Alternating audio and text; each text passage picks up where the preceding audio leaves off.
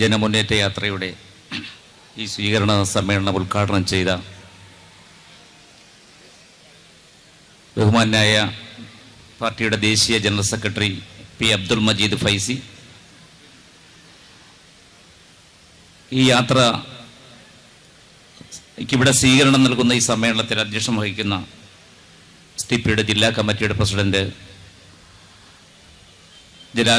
ജലാലുദ്ദീൻ സാഹിബ്, വളരെ ശക്തമായി കേരളത്തിൽ ഏറ്റവും ശക്തമായ പ്രധാനപ്പെട്ട മുദ്രാവാക്യങ്ങൾ ഉയർത്തിക്കൊണ്ട് ഈ ജാഥയെ നയിച്ചുകൊണ്ടിരിക്കുന്ന പ്രിയങ്കരനായ പാർട്ടിയുടെ സംസ്ഥാന അധ്യക്ഷൻ മൂവാറ്റുപുഴ അഷ്റഫ് മൗലവി, ജാഥയുടെ വൈസ് ക്യാപ്റ്റനും എൻ്റെ സഹപ്രവർത്തകൻ കൂടിയായ റോയി ഇറയ്ക്കൽ, പാർട്ടിയുടെ മുതിർന്ന മറ്റൊരു വൈസ് പ്രസിഡന്റ് പ്രിയപ്പെട്ട ജ്യേഷ്ഠ സഹോദരൻ പി അബ്ദുൽ ഹമീദ്, ഈ യാത്രയോടൊപ്പം മാർച്ച് 1 വരെ തിരുവനന്തപുരത്തേക്ക് സംഘാംഗങ്ങളായി എത്തിയിട്ടുള്ള ഇവിടെ വേദിയിലുള്ള എൻ്റെ പ്രിയപ്പെട്ട പാർട്ടിയുടെ ഊർജ്ജസ്വലരായ സഹപ്രവർത്തകർ, സംസ്ഥാന ജനറൽ സെക്രട്ടറി അജ്മൽ ഇസ്മയിൽ, അതേപോലെ തന്നെ സംസ്ഥാന സെക്രട്ടറിമാരായ കണ്ണൂരുകാരൻ കൂടിയായ KK അബ്ദുൽ ജബ്ബാർ, PR സിയാദ്, അതേപോലെ തന്നെ P ജമീല, ഈ വേദിയിലുള്ള പാർട്ടിയുടെ ഊർജ്ജസ്വലരായ മറ്റൊരു സംസ്ഥാന സെക്രട്ടറി ജോൺസൺ കണ്ടച്ചിറ, സംസ്ഥാന സമിതി അംഗങ്ങൾ, സംസ്ഥാന സെക്രട്ടേറിയറ്റ് അംഗം VT ഇക്രാമുൽ അടക്കം, ജോർജ് മുണ്ടക്കയവും അടക്കമുള്ള ഡോക്ടർ CH അഷ്റഫ് അടക്കമുള്ള എൻ്റെ പ്രിയ സഹപ്രവർത്തകർ ഈ ജാഥയോടൊപ്പം ഇവിടെ എത്തിച്ചേർന്നിട്ടുണ്ട്. അതോടൊപ്പം വേദിയിലുള്ള വിമൺ ഇന്ത്യ മൂവ്മെന്റിന്റെ ജില്ലാ പ്രസിഡന്റ്, പാർട്ടിയുടെ ജില്ലാ കമ്മിറ്റിയുടെ ജനറൽ സെക്രട്ടറി പ്രിയങ്കരനായ ബഷീർ കണ്ണാടിപ്പറമ്പ്, ജില്ലാ സെക്രട്ടറി ഷംസുദ്ദീൻ അടക്കമുള്ള ഊർജ്ജസ്വലരായ നേതാക്കളെ, ഏറ്റവും ശക്തമായ ഒരു സ്വീകരണ സമ്മേളനം ഒരുക്കിയ പ്രിയങ്കരായ ജനാധിപത്യ വിശ്വാസികളെ, സോഷ്യൽ ഡെമോക്രാറ്റിക് പാർട്ടിയുടെ ഏറ്റവും ശക്തരായ സഹപ്രവർത്തകരെ, സുഹൃത്തുക്കളെ, സഹോദരി സഹോദരന്മാരെ, നിങ്ങൾക്ക് ഊഷ്മളമായ ഈ ജാഥയ്ക്ക് വേണ്ടിയുള്ള അഭിവാദ്യങ്ങൾ അർപ്പിക്കുക.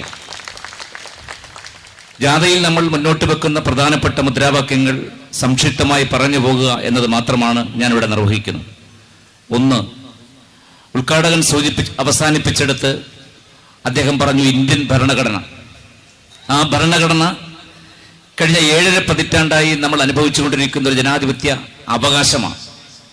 ഇന്ത്യൻ ജനത എങ്ങനെ ജീവിക്കണം, എങ്ങനെ വിശ്വസിക്കണം, എന്ത് കഴിക്കണം, എന്ത് ഭക്ഷിക്കണം, എന്താണ് അവരുടെ സ്വാതന്ത്ര്യം എന്ന് നമ്മളോടൊരു ഡോക്യുമെന്റായി 1950 ജനുവരി മാസം 26 നമുക്ക് നൽകിയ ഭരണഘടന. ആ ഭരണഘടനയുടെ അന്തസത്ത മുഴുവൻ ചോർത്തിക്കളഞ്ഞുകൊണ്ട്, അതിന്റെ ജനാധിപത്യ മൂല്യങ്ങളെല്ലാം കാറ്റിൽ പറത്തിക്കൊണ്ട്, ആ ജനാധിപത്യ സംവിധാനങ്ങളെ താങ്ങി നിർത്തുന്ന മുഴുവൻ സംവിധാനങ്ങളെയും, അത് ജുഡീഷ്യറി ആകട്ടെ, എക്സിക്യൂട്ടീവ് ആകട്ടെ, ലെജിസ്ലേറ്റർ ആകട്ടെ, മീഡിയ ആകട്ടെ, എല്ലാത്തിനെയും ഈ രാജ്യത്ത് പണം കൊടുത്തു വാങ്ങാൻ കഴിയുമെന്ന രീതിയിൽ ഒരു ഫാസിസ്റ്റ് രീതിയിലേക്ക്, ഒരു ഫാസിസ്റ്റ് വാഴ്ചയിലേക്ക് രാജ്യത്തെ കൊണ്ടുപോകുന്ന ഗവൺമെന്റിന്റെ, കേന്ദ്ര യൂണിയൻ ഗവൺമെന്റിന്റെ ഭരണഘടനാപരമായ ഈ ധാർഷ്ട്യത്തെ ഞങ്ങൾ അനുവദിച്ചു കൊടുക്കുകയില്ല. ഭരണഘടനയെ സംരക്ഷിക്കണമെന്ന് ജനങ്ങളെ ആഹ്വാനം ചെയ്യാനാണ് ഞങ്ങൾ ഈ യാത്ര മുന്നോട്ട് വെക്കുന്നത്. ആ ഭരണഘടന, അതിൽ മജീദ് ഫൈസ സൂചിപ്പിച്ചതുപോലെ, അതിന്റെ 1900 നവംബർ മാസം 26 തീയതി, നവംബർ മാസം 49 നവംബർ മാസം 26 ഭരണഘടന സമർപ്പിച്ചുകൊണ്ട് അംബേദ്കർ ചെയ്ത പ്രസംഗം ഇന്ന് 7 പതിറ്റാണ്ട് കഴിയുമ്പോൾ ഇന്ത്യയിൽ അവർ ഫാസിസ്റ്റ് ഗവൺമെന്റ് നടപ്പിലാക്കി കഴിഞ്ഞു. നമ്മൾ വിചാരിക്കും ഇന്ത്യൻ ഭരണഘടന ഒരു ജീവിത ക്രമമാണ്. ഇക്വാലിറ്റിയെ കുറിച്ച്, ഫ്രട്ടേണിറ്റിയെ കുറിച്ച്, ജസ്റ്റിസിനെ കുറിച്ച്, സാമൂഹ്യ നീതിയെക്കുറിച്ച്. ഈ രാജ്യത്ത് ആദ്യമായി പരമ്പരാഗതമായ മനുസ്മൃതിയുടെ ജാതി നിയമങ്ങൾ തീർത്ത ഈ വരേണ്യ നീതിക്ക് മുന്നിൽ വഴി നടക്കാനും വെള്ളം കുടിക്കാനും അക്ഷരം പഠിക്കാനും ദൈവത്തെ ആരാധിക്കാൻ അവകാശമില്ലാതിരുന്ന മൂകകോടികൾക്ക് ഇന്ത്യയിൽ നിങ്ങൾ ഒന്നാണ്. ആദിവാസിയാണെങ്കിലും, ദളിതനാണെങ്കിലും, ബ്രാഹ്മണനാണെങ്കിലും, ക്ഷത്രിയനാണെങ്കിലും, മുസ്ലിം ആണെങ്കിലും നിങ്ങൾ ഒന്നാണ്. One man one vote one value എന്നതുപോലെ തന്നെ വൺ മാൻ വൺ വാല്യൂ. തെരഞ്ഞെടുപ്പ് ദിവസം നിങ്ങൾ ക്യൂ നിൽക്കുമ്പോൾ നിങ്ങൾ ഒരു മനുഷ്യനൊരു മൂല്യം എന്നത് അംഗീകരിക്കുന്നു. പക്ഷെ അല്ലാത്ത ദിവസങ്ങളിൽ നിങ്ങളുടെ മൂല്യം അത് നിർണയിക്കുന്നത് ഇന്ത്യയിൽ ഭരണഘടന വന്നതിന് ശേഷം 7 പതിറ്റാണ്ട് കഴിയുമ്പോഴും അവൻ ജനിച്ചത് എവിടെ എന്നത് നോക്കിയാണ്. ഒരു മനുഷ്യന് മറ്റൊരു മനുഷ്യനുമായി തുല്യമായ മൂല്യമില്ല, സാമൂഹ്യ അന്തസ്സ് കൊടുത്തിട്ടില്ല എന്ന് പറഞ്ഞാൽ ഭരണഘടനയെ നിലനിർത്തിക്കൊണ്ട് രാജ്യത്ത് ഭരിച്ചുപോയ 52 വർഷം ഇന്ത്യയിൽ കോൺഗ്രസ് ഒറ്റയ്ക്ക് ഭരിച്ചു. ഞാനിത് ചരിത്രത്തിലേക്ക് പോകുന്നില്ല. അതിനുശേഷം പല ഗവൺമെന്റുകളും, നരേന്ദ്രമോദിക്ക് മുമ്പും ഈ രാജ്യത്ത് പല ഗവൺമെന്റുകളും ഭരിച്ചു. നരേന്ദ്രമോദി വന്നതിന് ശേഷം ഈ ഭരണഘടനയെ പൂർണ്ണമായും അപ്രസക്തമാക്കും.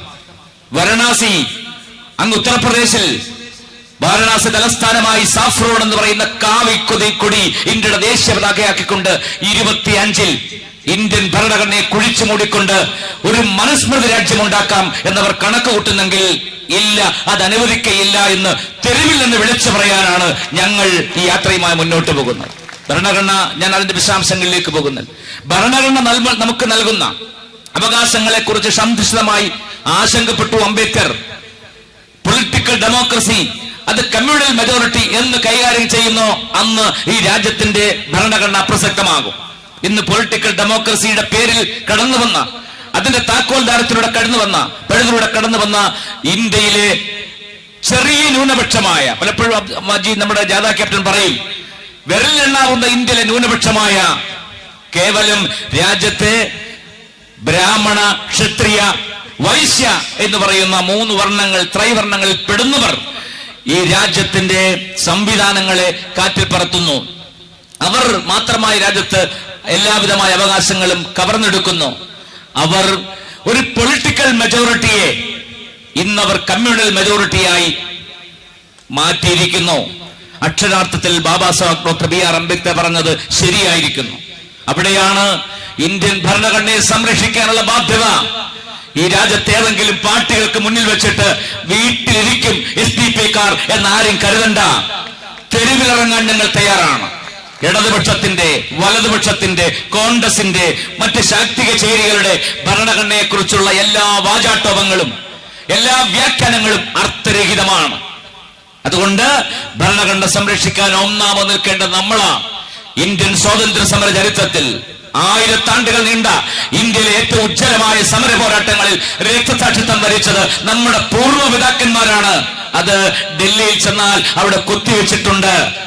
ഈ രാജ്യത്തെ മുസ്ലിങ്ങൾ, ഈ രാജ്യത്തെ ആദിവാസികൾ 1870-കളിൽ ഇന്ത്യയിൽ ആദ്യമായി രാജ്യത്തെ സ്വാതന്ത്ര്യ സമര പോരാട്ടത്തിൽ രക്തസാക്ഷിയായ സാന്താൾ വിഭാഗത്തിലെ ആദിവാസികൾ തുടങ്ങി ഇന്ത്യയിലെ മുസ്ലിങ്ങളും ഇന്ത്യയിലെ ദളിതരുമൊക്കെയാണ് രാജ്യത്ത് രക്തം ചൊരിഞ്ഞതെങ്കിൽ അത് സംരക്ഷിക്കാനുള്ള ബാധ്യത നമുക്കാണ്. ആ ദൗത്യം സോഷ്യൽ ഡെമോക്രാറ്റിക് പാർട്ടി ഒന്നാമതായി മുന്നോട്ട് വെക്കുന്നു. ഭരണഘടന നമുക്ക് നൽകുന്ന അവകാശങ്ങൾ എല്ലാം തകർക്കും. ആ ഭരണഘടനയുടെ അതിൽ ഉറപ്പിച്ചു വന്ന ഇന്ത്യൻ ഡെമോക്രസിയുടെ ഏറ്റവും വലിയ റിപ്പബ്ലിക്, നമ്മുടെ റിപ്പബ്ലിക്കായ ദിവസം 1950 ജനുവരി മാസം 26, ആ ജനുവരി മാസം 26 അപ്രസക്തമാക്കിക്കൊണ്ട് 2014 ജനുവരി മാസം 22-ന് ഇന്ത്യൻ ഭരണഘടനയുടെ ഏറ്റവും ശക്തമായ രാജ്യത്തെ ഒരു വലിയ അവകാശത്തെ രാജ്യത്തവർ വെട്ടിനുറുക്കിക്കൊന്നിരിക്കുന്നു. ബാബറി പള്ളി തകർത്തെടുത്ത് അവർ ഈ രാജ്യത്ത് രാമന്റെ പേരിൽ ഒരു ക്ഷേത്രം പണിതിരിക്കുന്നു. ഇന്ത്യയിലെ, കേരളത്തിലെ ഞാൻ ഒരുപാട് ഒരു പത്രങ്ങളും അങ്ങനെ എഴുതുന്നില്ല. ഞാൻ പറഞ്ഞത് ഇവിടെ 2014 ജനുവരി 22, 1992 ഡിസംബർ മാസം 6-ന് ബാബറി പള്ളി തകർക്കുമ്പോൾ 425 വർഷക്കാലം ഇന്ത്യയിലെ മുസ്ലിങ്ങൾ സുജൂദ് ചെയ്ത ആ പള്ളി തകർക്കാൻ അവർ തെരഞ്ഞെടുത്ത ദിവസം ഇന്ത്യൻ ഭരണഘടനാ ശില്പി ഡോക്ടർ BR അംബേദ്കറുടെ മഹത്തായ പരിനിർവാണ ദിനമാണ്. ബാബറി പള്ളി നിലനിന്നിടത്ത് ഇന്ത്യൻ ഭരണഘടനയെ അട്ടിമറിച്ചുകൊണ്ട്, ഒരു രാഷ്ട്രത്തിന്റെ ഭരണാധികാരിയുടെ ജനാധിപത്യ മതേതര സങ്കല്പങ്ങളെ അട്ടിമറിച്ചുകൊണ്ട് യജമാനായി നിന്നുകൊണ്ട് പ്രാണപ്രതിഷ്ഠ നടത്തി എന്ന് പറയുന്ന നരേന്ദ്രമോദി ആ ദിവസവും തെരഞ്ഞെടുത്തത് യാദൃച്ഛികമല്ല.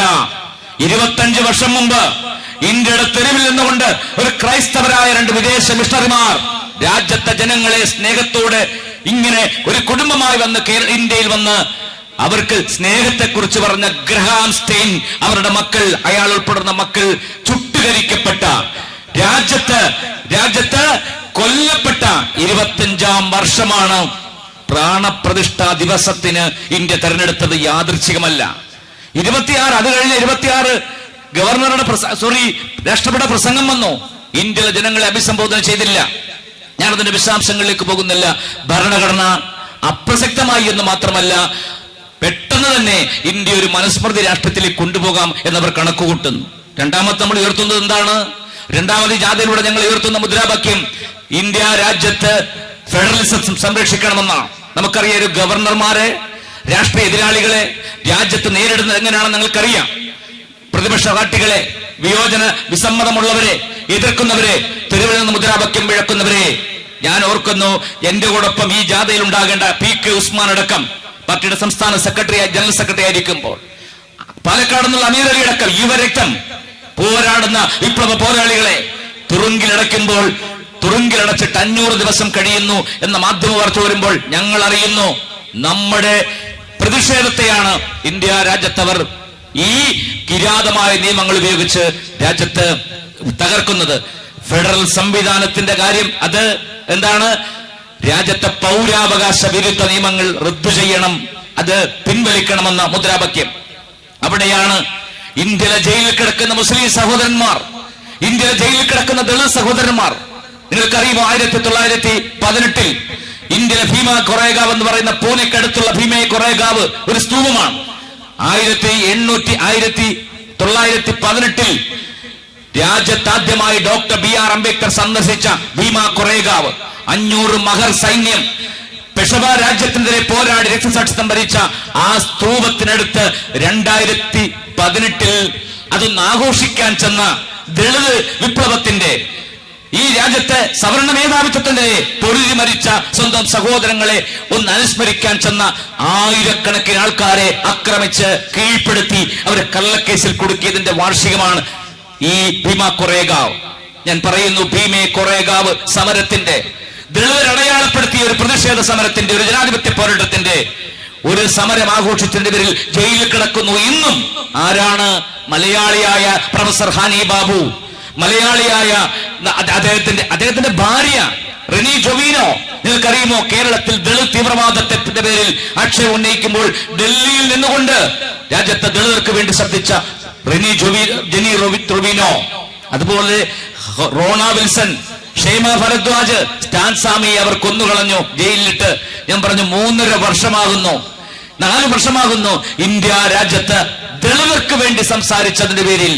കേരളത്തിന്റെ കോഴിക്കോട് കടപ്പുറത്ത് വന്ന് നമ്മളെ പോലുള്ള നവപ്രസ്ഥാനങ്ങൾക്ക് വേണ്ടി ശബ്ദിച്ച, ഞാനൊരു അംബേദ്കറൈറ്റ് എന്ന് പറഞ്ഞ അംബേദ്കറുടെ ചെറുമകൻ ആനന്ദ് തെൽദുംദയടക്കം ഇന്ത്യയുടെ തെരുവുകളിലാണ്. മലപ്പുറത്തുനിന്ന് സക്കറിയ പോയിട്ട് 20 വർഷമായി.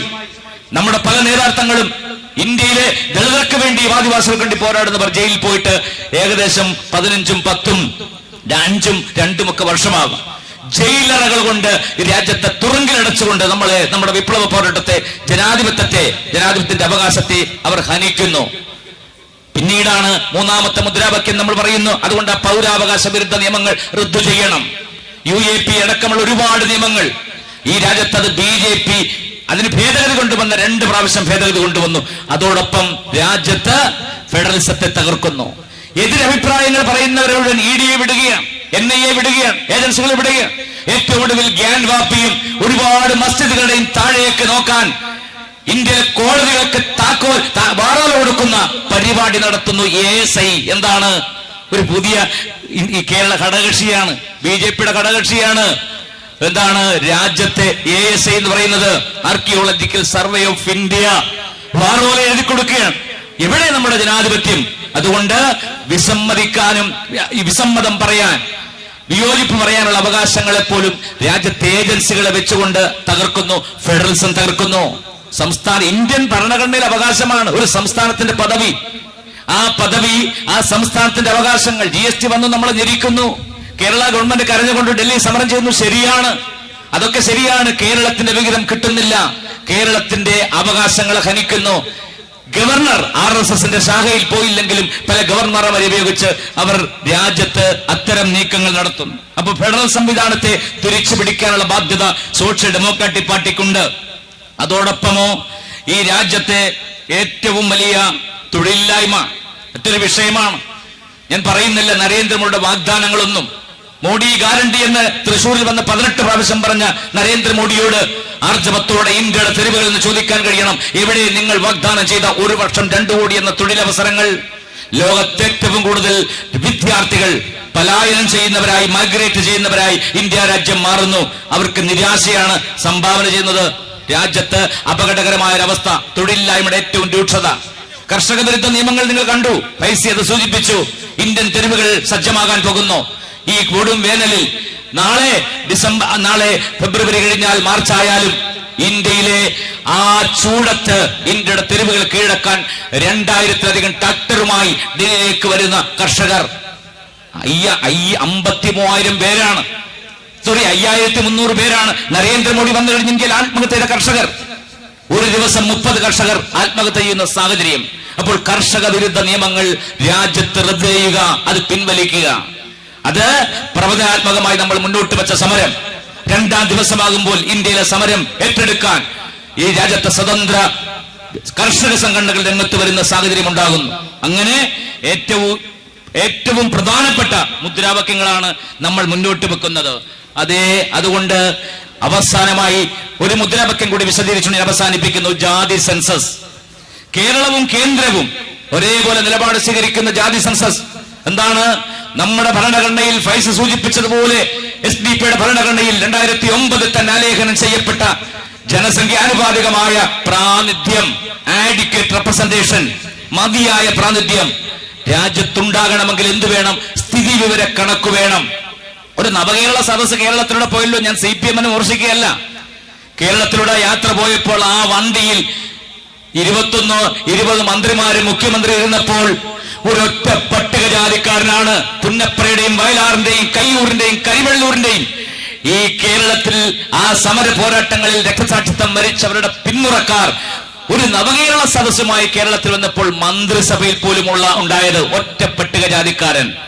കേരളത്തിലെ ആദിവാസി മന്ത്രിസഭയിൽ ഇല്ല. കേരളത്തിലെ മന്ത്രിസഭയിൽ 53% ഒരു പ്രത്യേക സമൂഹ വിഭാഗത്തിന്, കേരളത്തിലെ 27% വരുന്ന മുസ്ലിം സമുദായത്തിന്. ആ മന്ത്രിസഭയിൽ ആ വണ്ടി പോയപ്പോൾ നിങ്ങൾ കണ്ടോ എത്ര മന്ത്രിമാരുണ്ടായിരുന്നു? അപ്പോൾ പ്രാതിനിധ്യം എന്ന് പറയുന്നത് അധികാരത്തിൽ വേണം, ഈ രാജ്യത്തെ വിഭവങ്ങളിൽ വേണം, ഭൂമിയിൽ വേണം. ഭൂമിയുടെ കാര്യം ഞാൻ പറയുന്നില്ല, ആരെല്ലാം പരാമർശിക്കണമെന്ന് പറയുന്നില്ല. ആദിവാസികളുടെ ഫണ്ട് കൊടുത്ത ഭൂമി ഇന്ന് CPM-ന് പേരാവൂരിൽ ജയിക്കാനുള്ള വോട്ടുകൾ ഉണ്ടാക്കാൻ മാത്രം ആറളത്ത് വികസനം ഉണ്ടാക്കുന്നു. ഏറ്റവും പിന്നാക്കം നിൽക്കുന്ന ഇരുളരും പണിയരുടൊക്കെയുള്ള ആദിവാസികളെ അവിടുന്ന് മാറ്റി പാർട്ടി മെമ്പർഷിപ്പ് ഉള്ളവർക്ക് അവരെ കൊടുക്കുന്നു. ഒരു പാർട്ടിയുടെ ബ്രാഞ്ച് സെക്രട്ടറിയുടെ അവിടുത്തെ ശമ്പളത്തിനാണ് 23,000 രൂപ ശമ്പളം കൊടുത്താണ് ബ്രാഞ്ച് സെക്രട്ടറിയെ CPM അവിടെ നിയോഗിച്ചിരിക്കുന്നത്. എങ്ങനെ ആദിവാസികളെ ഇല്ലാതാക്കിക്കൊണ്ട് പേരാവൂർ മണ്ഡലത്തിൽ ഈ അനിശ്ചിതത്വമില്ലാതെ അങ്ങനെ ജയിക്കാമെന്നവർ കണക്കൂട്ടുന്നു. ഭൂമിയുടെ പ്രശ്നമുണ്ട്. അപ്പോൾ ഭൂമിയുടെ പങ്കാളിത്തം, അധികാരത്തിന്റെ പങ്കാളിത്തം, വിഭവങ്ങളുടെ പങ്കാളിത്തം, മറ്റെല്ലാ വിധത്തിലുള്ള പങ്കാളിത്തം രാജ്യത്തുണ്ടാകണം. അതിനെതിരാണ് നരേന്ദ്രമോദി അതിന് പറയുന്നു ചാതുർവർണ്ണ്യം ഇല്ല, വേറെ 4 എണ്ണേ ഉള്ളൂ. അത് യുവാക്കളാണ്, സ്ത്രീകളാണ്, തൊഴിലാളികളാണ്, ദരിദ്രരാണ്. അത് പുതിയൊരു മുദ്രാവാക്യം വെച്ച് തകർക്കുന്നു. പക്ഷെ ജാതി സെൻസസ് നടത്തിയാൽ ഇന്ത്യ രാജ്യത്തെ അഷ്റഫ് മോഡി പലപ്പോഴും പറയുന്നത് പോലെ 140 കോടി ജനസംഖ്യയിൽ ഏകദേശം 130 കോടി ജനങ്ങൾ ഇന്ത്യയുടെ തെരുവിലേക്ക് ഇറങ്ങി നിന്നാൽ അതിൽ ഈ രാജ്യത്തെ 25 കോടി മുസ്ലിങ്ങൾ ഉണ്ടെങ്കിൽ 30 കോടി ദളിതരുണ്ടാകും. മറ്റൊരു 40 കോടി ഇന്ത്യയിൽ പിന്നോക്കരായിരിക്കും, ആശാരിയും മൂശാരിയും കൊല്ലനും തട്ടാനും. അങ്ങനെയാണെങ്കിൽ ജനസംഖ്യാനുപാതിക പ്രാതിനിധ്യം വന്നാൽ ഇന്ത്യയിൽ ഒരു സവർണ മേധാവിക്കും ഒരു മനുസ്മൃതി രാജ്യത്ത് നടപ്പിലാക്കാൻ കഴിയില്ല എന്ന് നിങ്ങൾ തിരിച്ചറിയുക. ആനുപാതികമായ പ്രാതിനിധ്യത്തിന് വേണ്ടി നമ്മൾ പ്രക്ഷോഭം നടത്തുകയാണ്. ആ പ്രക്ഷോഭം മാർച്ച് 1-ന് തിരുവനന്തപുരത്ത് അവസാനിക്കും. പരമ്പരാഗത രാഷ്ട്രീയ പാർട്ടികൾ അത് നമുക്ക് നേടിത്തരുന്നവൾ വിശ്വസിക്കേണ്ട. പോകുന്നുണ്ടല്ലോ യാത്രകൾ. ഏതെങ്കിലും ഒരാൾ പറഞ്ഞോ കേരളത്തിൽ ജാതി സെൻസസ് നടപ്പിലാക്കുമെന്ന്? മല്ലികാർജുൻ ഖാർഗെ എന്നൊരു ദളിതൻ പാതി അംബേദ്കറെ വായിച്ചത് കൊണ്ട് മാത്രം ഒരു പ്രമേയം അവരുടെ ചിന്തൻ ശിബിറിൽ വെച്ചു. അതിൽ ആത്മാർത്ഥതയില്ല കോൺഗ്രസിന്. അപ്പോൾ ഇന്ത്യയിൽ കമണ്ടൽ രാഷ്ട്രീയം കൊണ്ട് ബാബറി തകർത്ത് ഇന്ത്യയുടെ ജനാധിപത്യത്തെ തകർക്കാൻ ശ്രമിച്ച ഇന്ത്യയിലെ സംഘപരിവാർ ശക്തികൾ കൊടുക്കാവുന്ന മറുപടി, രാജ്യത്ത് ഞങ്ങളുടെ കണക്കെടുക്ക് നിങ്ങൾ, എന്നിട്ട് മതി ഞങ്ങൾക്ക് വികസനം, ഞങ്ങളുടെ സെൻസസ് പുറത്തുവിടൂ, എന്നിട്ട് മതി നമ്മുടെ വികസനം എന്ന് പറയാൻ ഇന്ത്യയിലെ 30 കോടി ദളിതർക്ക് വേണ്ടി നമ്മൾ ശബ്ദിക്കുന്നു. ഇന്ത്യയിലെ 25 കോടി മുസ്ലിങ്ങൾക്ക് വേണ്ടി നമ്മൾ ശബ്ദിക്കുന്നു. 40 കോടി പിന്നോക്ക വിഭാഗങ്ങൾക്ക് വേണ്ടി നമ്മൾ ശബ്ദിക്കുന്നു. അങ്ങനെ ഇന്ത്യയിലെ 130 കോടി ജനങ്ങൾക്ക് വേണ്ടി നമ്മൾ സംസാരിക്കുമ്പോൾ രാജ്യത്ത് ജനാധിപത്യം വരും, ഭരണഘടന സംരക്ഷിക്കപ്പെടും. അത്തരം ഒരു പോരാട്ടത്തിൽ മാർച്ച് 1 തിരുവനന്തപുരത്ത് സമാപിക്കുമ്പോൾ ഏറ്റവും ശക്തമായ ഒരു പിന്തുണയുമായി നിങ്ങൾ വന്നതിലുള്ള ഊഷ്മളമായ അഭിവാദ്യങ്ങൾ ഈ അവസരത്തിൽ ഞാൻ അർപ്പിക്കുന്നു. ഈ സമരം അവസാനിക്കുന്നില്ല. ഈ സമരം മാർച്ച് 1 തീർന്നാലും ഈ പ്രക്ഷോഭവുമായി ഞങ്ങൾ ഇന്ത്യയുടെ തെരുവുകൾ കീഴടക്കും.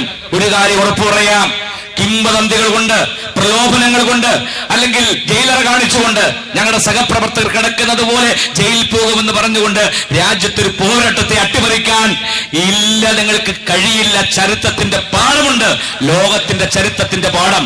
അതുകൊണ്ട് പോരാട്ടവുമായി ഞങ്ങൾ മുന്നോട്ട് പോകുന്നു.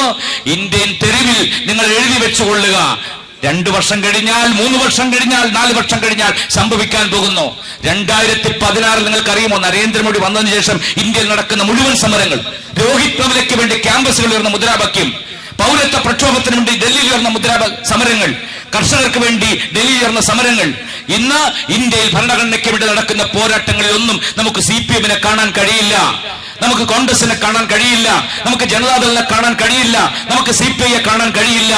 നവപ്രസ്ഥാനങ്ങൾ, സോഷ്യൽ ഡെമോക്രാറ്റിക് പാർട്ടിയെ പോലുള്ള പ്രസ്ഥാനങ്ങൾ ഡൽഹി, കേരളം, ഇന്ത്യ സ്തംഭിപ്പിക്കാൻ പോകുന്ന ഒരു സമരമുണ്ടാകും. ആ സമരത്തിൽ ഒരുപക്ഷെ തുളസീധരൻ പള്ളിക്കലോ P. അബ്ദുൽ മജീദ് ഫൈസിയോ ഉണ്ടെങ്കിലും ഇല്ലെങ്കിലും ആ പോരാട്ടം വിജയിക്കുക തന്നെ ചെയ്യും എന്ന് പറയുന്നു.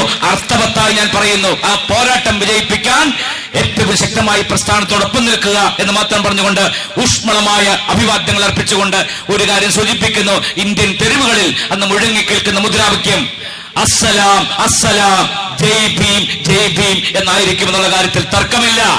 ഇന്ത്യ ഉയർന്നു പോകുന്ന മുദ്രാവാക്യം അതാണ്. ഇന്ത്യയിലെ മർദ്ദിതന്റെ പോരാട്ടത്തിന്റെ മുദ്രാവാക്യം ഏറ്റുവിളിക്കാൻ നിങ്ങൾ തയ്യാറാകുക. അങ്ങനെ എല്ലാവർക്കും ഊഷ്മളമായ അഭിവാദ്യങ്ങൾ അർപ്പിച്ചുകൊണ്ട് അല്പം സമയമെടുത്തത് കൊണ്ട് നിങ്ങൾ എന്നോട് സദയം ക്ഷമിക്കുക. ഊഷ്മളമായ അഭിവാദ്യങ്ങൾ. ജയ് ഭീം, ജയ് ഡെമോക്രസി.